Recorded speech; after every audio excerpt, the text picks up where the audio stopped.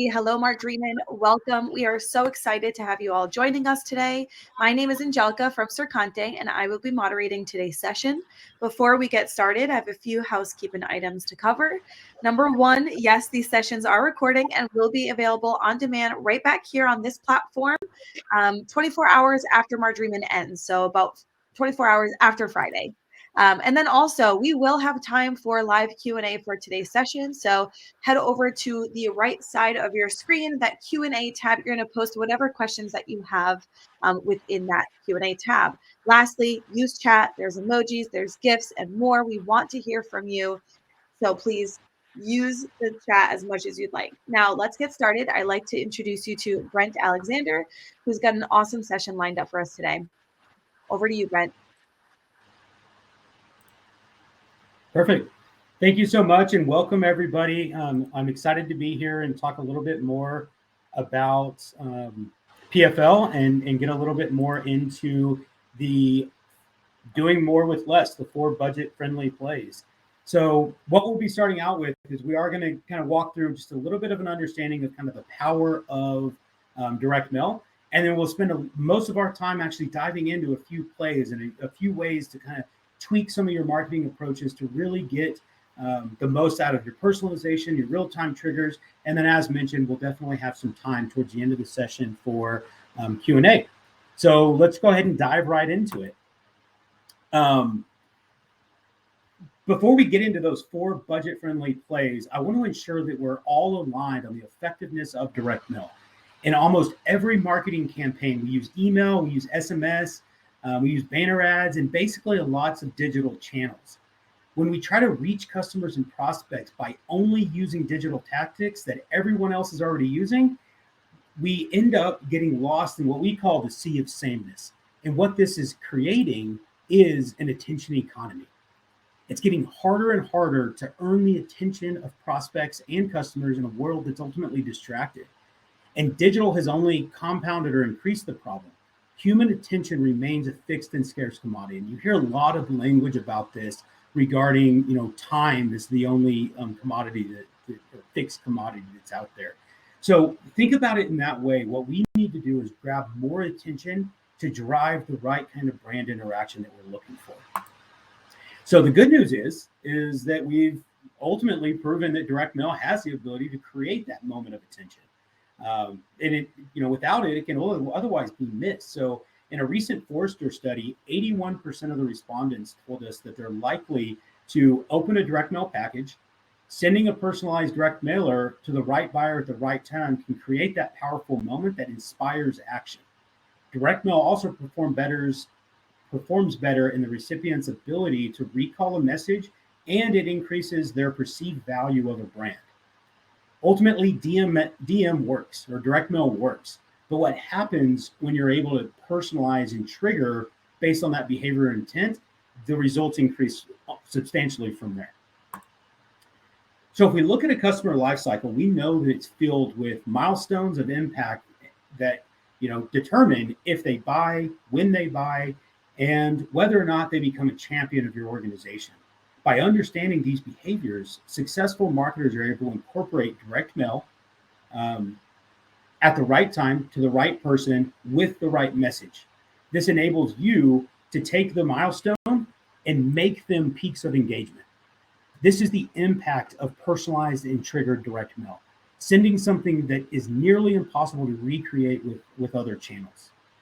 Now, this doesn't mean that every milestone needs something really expensive to go out or some type of an elaborate, gift or direct mail piece, but that the send needs to reflect the milestone that we're at and that we're trying to enhance. So let's take a look at the how we can adjust a standard marketing campaign to enhance some early milestones in the customer's lifecycle.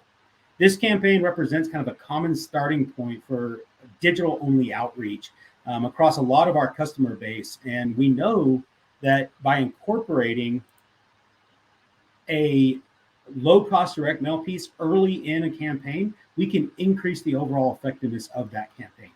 These results are typically actually seen through direct mail response rates, increased website traffic, or an uptick in the open rate of an email that lands after the direct mail piece.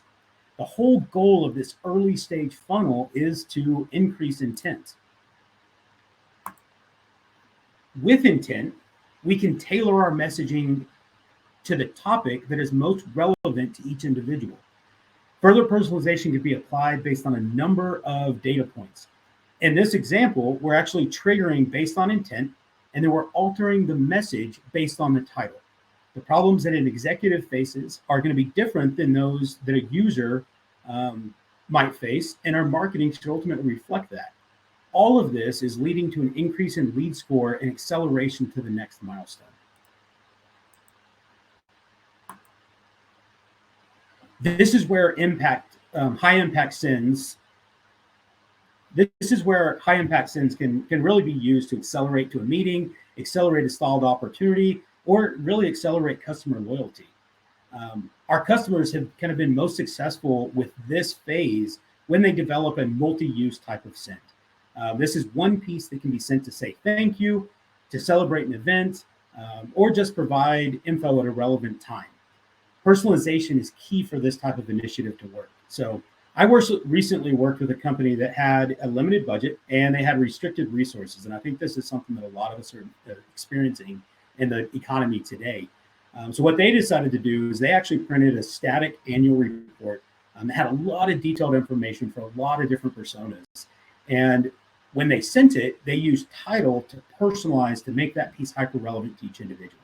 So Mrs. C-level, check out pages 4 through 7 to understand the state of the economy.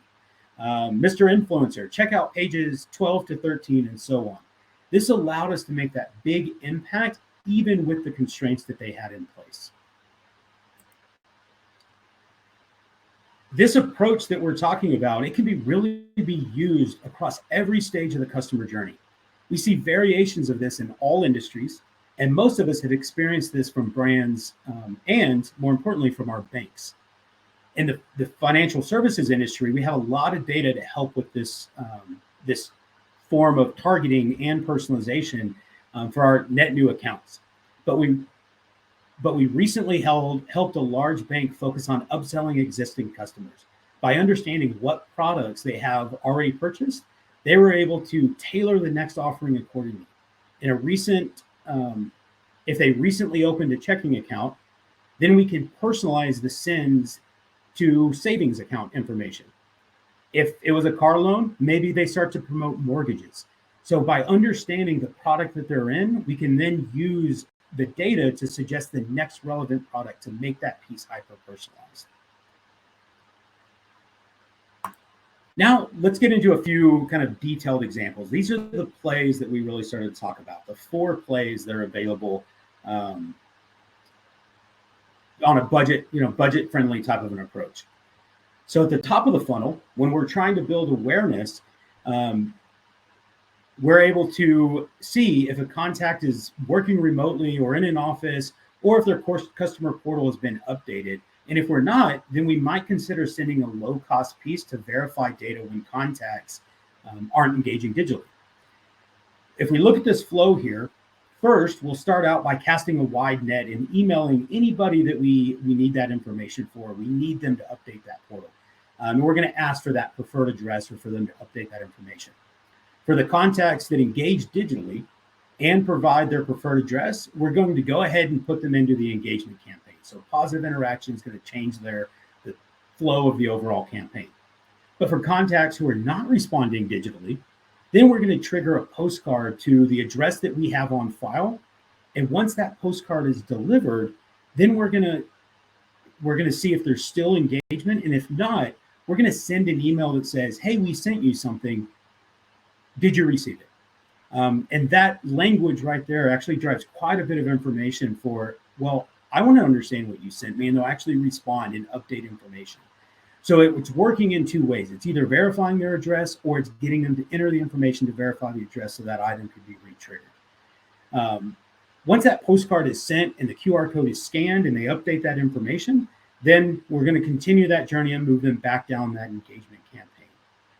And we can also start to look at a level of intent to determine, should we qualify this lead? Should we have somebody do outreach, or should they enter a separate flow? Now, If you remember, this type of play is about increasing the overall effectiveness of the entire journey by adding direct mail to the digital approach. It's really a better together style approach, or an omni-channel style approach. So it's not so much of, did the QR code get scanned, but it's, did they update their portal? Did they open the email? Did they take the live connect? These are some of those concepts that we'll start to see and we'll start to understand as we go further and further into this. Couple of pro tips on what we should be doing when we send postcards. The use of personalization will typically increase response rates by 135%. This is based on historical data over years and years of study. We want to make sure that if we use trackable QR codes, that the highest converting QR codes point to added value content like online assessments, calculators, quizzes, or videos. This will help the recipient to trip over the truth and further their education towards a decision.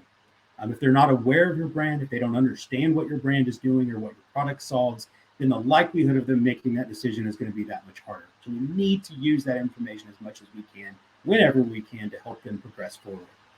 And then remember, the postcard is a buying you a moment in time.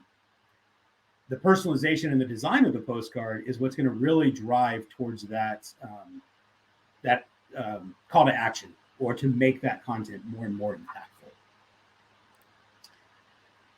As we move down the funnel, so we've already driven some awareness. Now we're getting into some engagement. This is, they've shown that intent. Then we want to increase response rates by triggering direct mail only when a contact has done the level of intent that we need.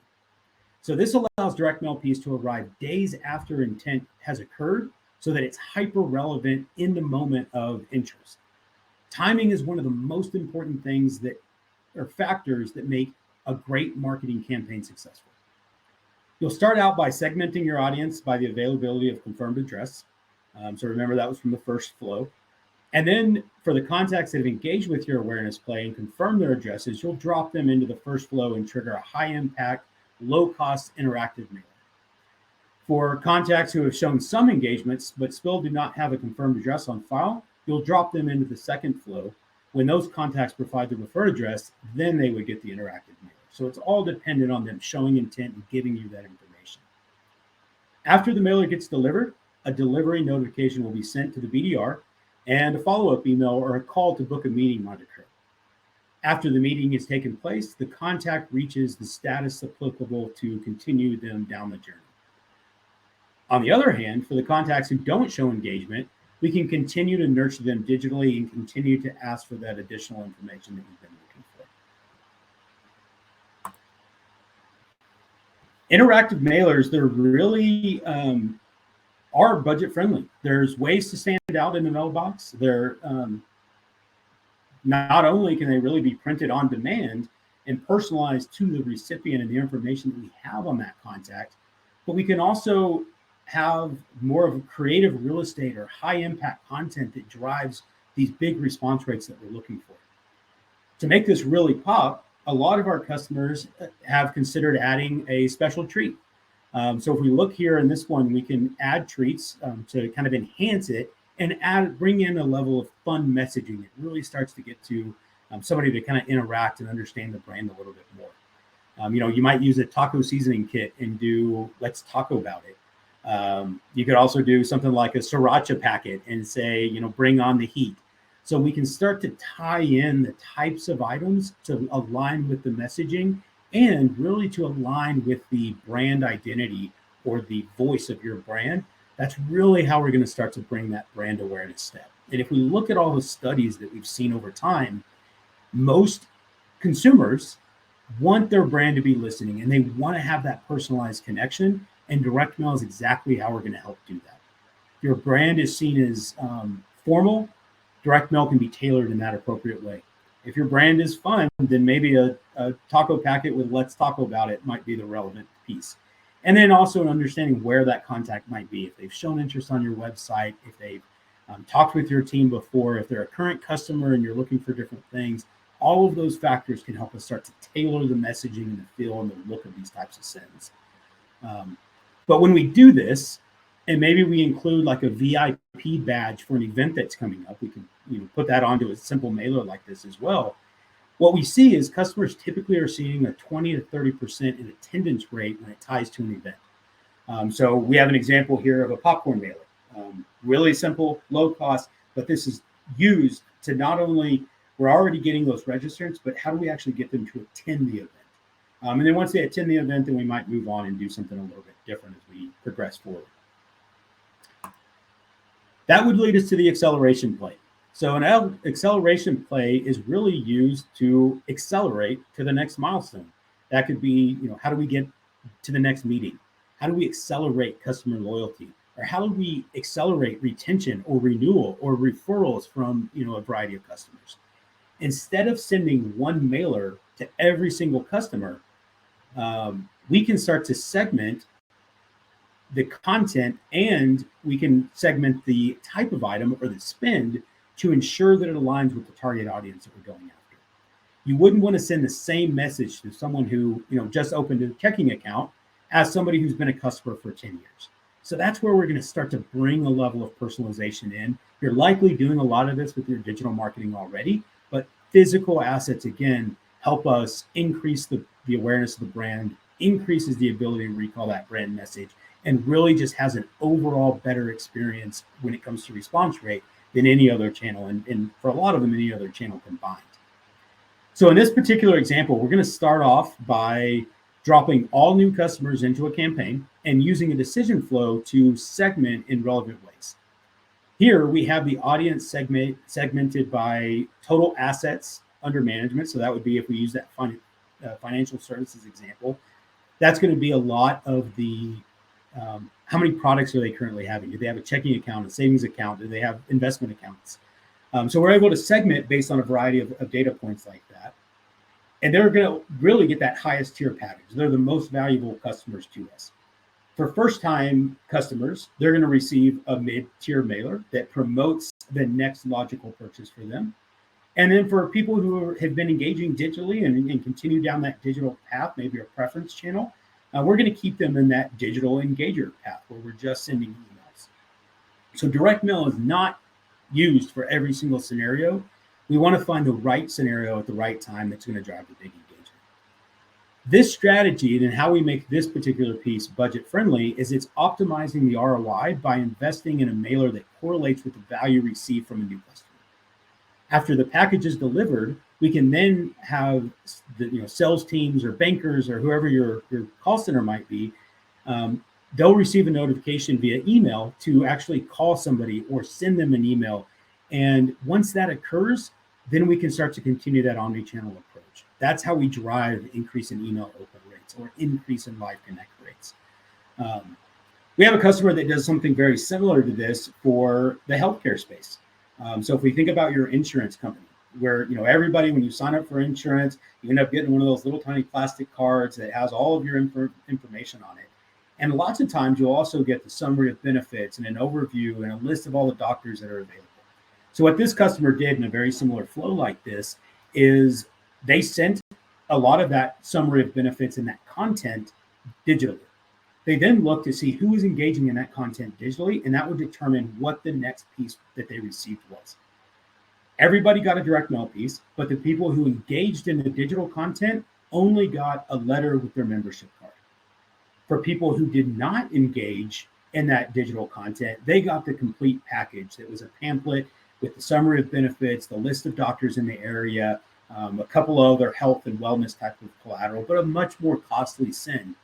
That alone helped them drive their overall print spend down by 56% because they were only sending what was needed based on the intent and the engagement that we saw. When we look at these types of things, we want to, if we talk about like a higher tiered mailer, we want to start to tailor to who the recipient is. If it's a young family, if it's a retired couple, if it's an executive versus a champion, all of this data that you have in your system can be utilized to personalize this overall experience. In this example here, if we send a high impact tiered send like this, executives might receive the backpack, a Frank Green water bottle, and a spiral bound book that offers marketing insights. to kind of what's going on. So very high level, but executive oriented. If we're trying to accelerate the sales cycle with champions and key stakeholders, we might replace the water bottle and add in a drink holder, something a little less costly, but still really high impact. And then when we talk about influencers, we may only send the bag and then some additional information that will help them just see the benefit of continuing the conversation, which is that tier 3 example. If we talk about the pro tips here, a couple of things to do is choose the theme that aligns best with your brand identity. So if you're a fun brand, we want to use fun items. If you're a more serious brand, we want to use items that reflect that in the appropriate way to keep that brand compliance piece intact. You might consider sending multiple pieces to contacts across the account, or in the B2C space, hitting an entire neighborhood at one time. This creates what we call groundswell. So you start to get more word of mouth marketing. If everybody in the neighborhood gets a postcard on the same day, there's likelihood that more people are talking about it. You get more communication, more interest generated. So consider things like that. High impact deliveries all around the same time. And then if possible, let's send delivery notifications to people that can actually follow up. Hey, you just got a packet. We'd love to go through pages 6 through 9 with you. Or you just got an ROI calculator. Let's do some quick calculations to see if it's worth your time. You can start to make that interaction much more of a peak, as we talked about earlier. That milestone is going to become a peak when we tie the phone call, the email, the digital, the direct mail all into a single orchestrated journey. And that's really what these pieces are designed to do. Finally, we have an adoption play. So this play is great to increase usage and adoption of your tool by setting milestones throughout the campaign. Leveraging the economies of scale will help you reduce the overall cost and ensure a budget-friendly yet impactful campaign. So for example, if you want to send what you sent to the executives in the previous play may or may not be the same contacts that you are engaging with your tool on a day-to-day basis. So the higher tier gift would be new to contacts in the adoption play. Another way to leverage economies of scale in this example would be to have similar items that can be sourced in bulk across a variety of sends. Boxes are a great example of this. If we can order the same size box for every send, then we're going to be able to reduce the overall cost of a play similar to this. Great ways to think about milestones, and I'll actually give you an example using PFL here in just a minute. But if we need somebody to become loyal by entering their email address, logging into a portal, updating their information, making a purchase online, we want to use that information to drive those behaviors, because the more of those we can get complete, the more likely they are to stay retained. And this type of an example is a really good way to make that happen. So if we look at this particular flow, we want if we look at PFL for this particular flow, we want customers to use variable data. So that's going to be that top flow across in there. And that variable data, we're going to send a reminder to, the CSM as an example. CSM might drop them in and say, hey, considering moving up the maturity curve by increasing your variable data usage. Once we start to notify them and make them aware of that and bring the conversation to them, then once they get to the point where they start using that and they've checked that box off of the adoption play, then we can reward them with the appropriate piece. Maybe we send them a water bottle and make the messaging relevant to that milestone achievement. In a second example here, we have, we're going to send another awareness where we're trying to get an evergreen campaign stood up. This is a campaign that's going to last for the next 5 years and just continue to truck along. And we're going to continue to reward them for that level of adoption. And we might send them a sling. And you start to get the idea of how this might flow. We worked with a credit card company on the same example, where in order to consider the credit card redeemed, they wanted them to spend it at 6 different locations: a gas station, a restaurant, a hotel, and they wanted to use that credit card in a variety of ways.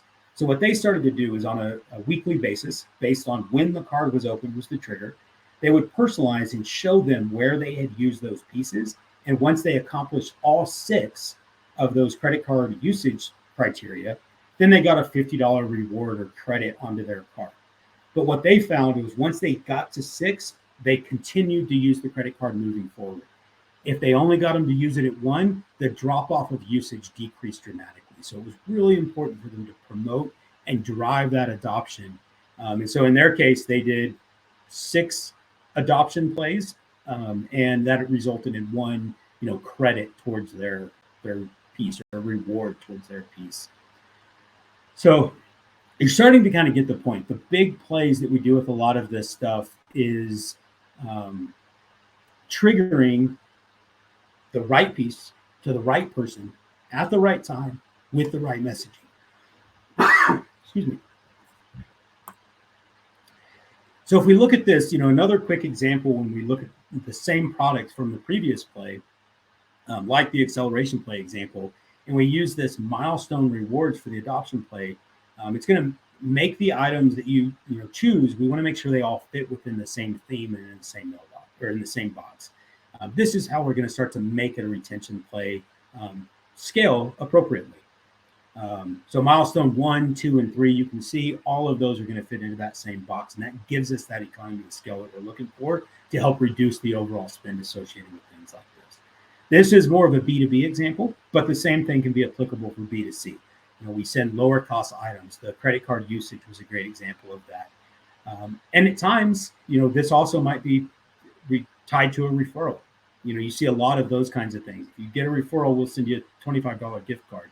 If you provide a referral, we'll send you a Yeti tumbler, a branded Yeti tumbler. The impact of that type of physical asset is the retention, or the staying power, which is another pro tip. The item sticks around for a long period of time.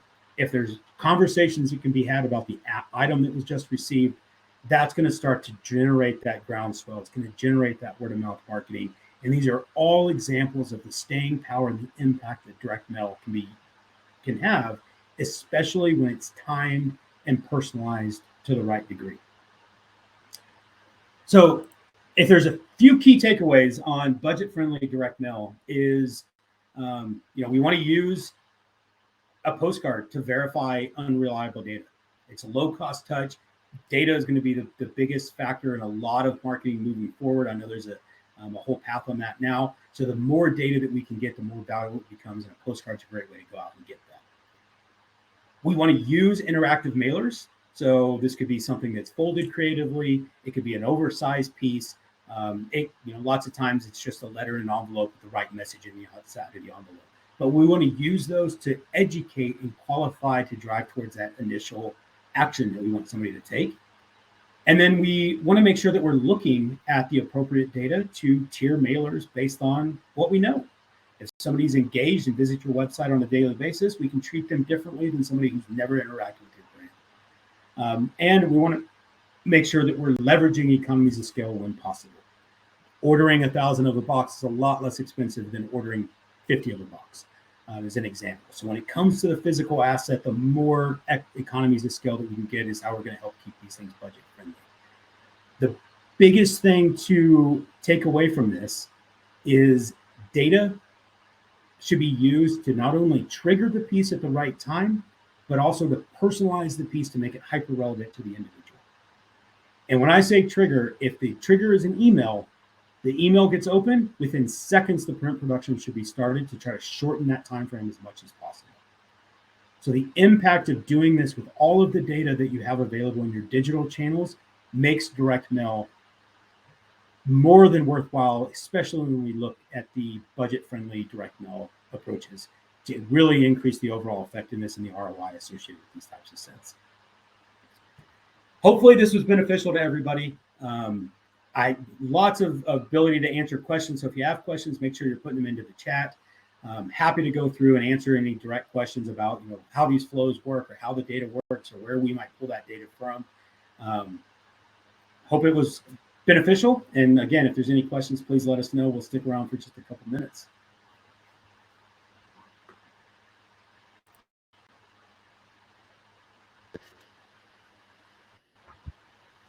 That was awesome, Brent. Thank you so much for that.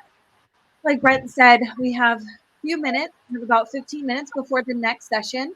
If we don't get any Q&A in the tab, we will end early and you can have a nice little snack break before the next session. What do you have going on today, Brent? any other sessions at Mar Dream and you're attending, we actually have the closing keynote for today coming up on Data Cloud and Marketing Cloud starting at 3 p.m. Do you plan on it? I plan to be in on that one, and then I will also be doing some of the demo jam on Friday. So I'm looking forward to that, and hopefully we take it home the gold. That's right. Absolutely.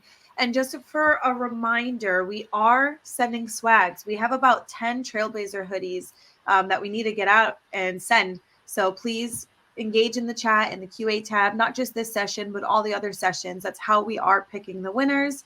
Other than that, let's see.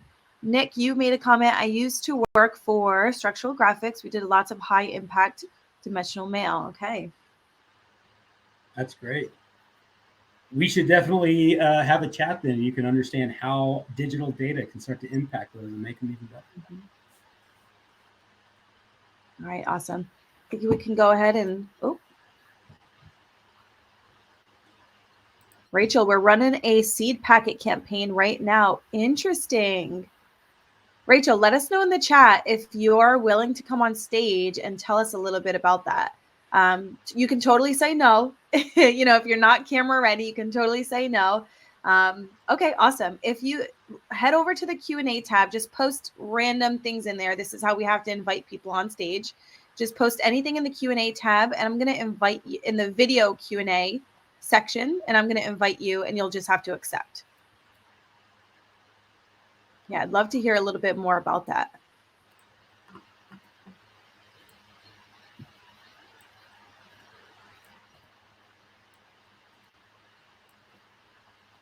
And I noticed that Rachel is in Bozeman. So for everybody on the line, PFL is actually based in Bozeman, Montana, of all places. And we're sitting with snow on the ground and single-digit temperatures here recently. So completely opposite than what I guess most of you are doing. Rachel, head over to the video Q&A tab and post something there. That's how we'll get you on camera here.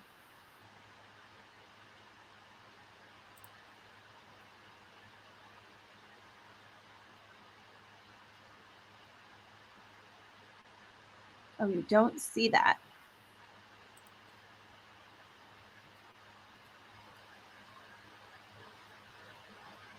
Oh, I see you. Hello, Rachel. Hi, it's a raised hand button. Hi, everyone. I am in Bozeman. Hi, Brent. Are you in Bozeman or Livingston? I'm in Bozeman. You are awesome. Well, yeah. I work for American Prairie. It's a nonprofit, and we're based in Bozeman and other parts of Montana. And we're running I joined this because not that I'm on the team that decides what kind of marketing strategy we're doing, but I had the idea of a postcard. And so we purchased a list from a local company to try and reach new Montanans. And so we sent a postcard with a QR code on it to a special link on our website to request a free wildflower seed packet. We're running that right now. I love that approach.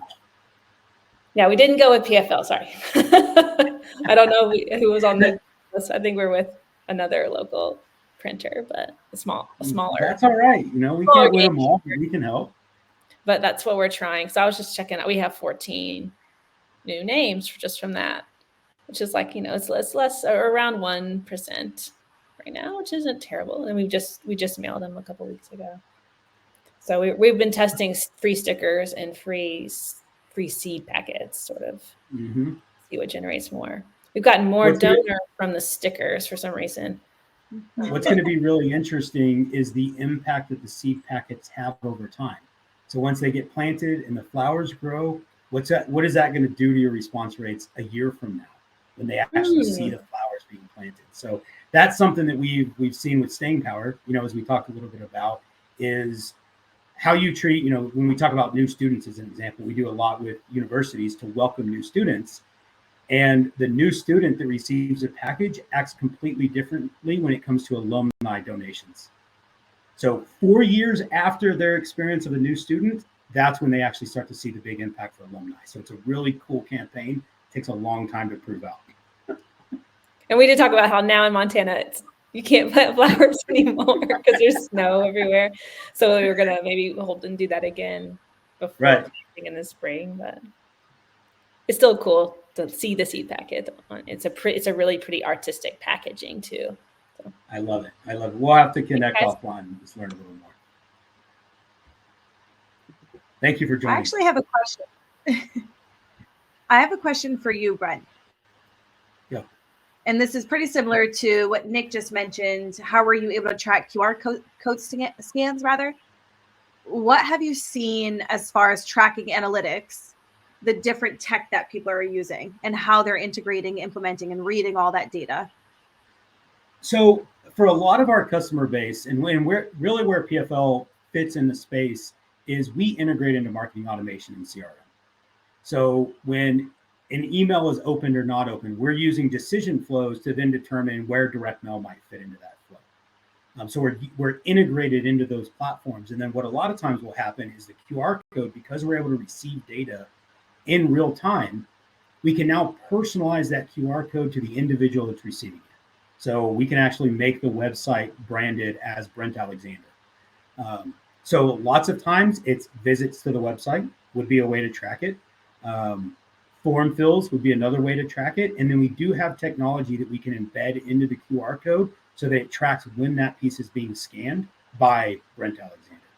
So even if they scan it and just cruise around on your website, we would still be able to see that through the analytics. And what's great is PFL returns all of that data back into your marketing automation and CRM platform so that you can run complete attribution models instead of the traditional silo of direct mail.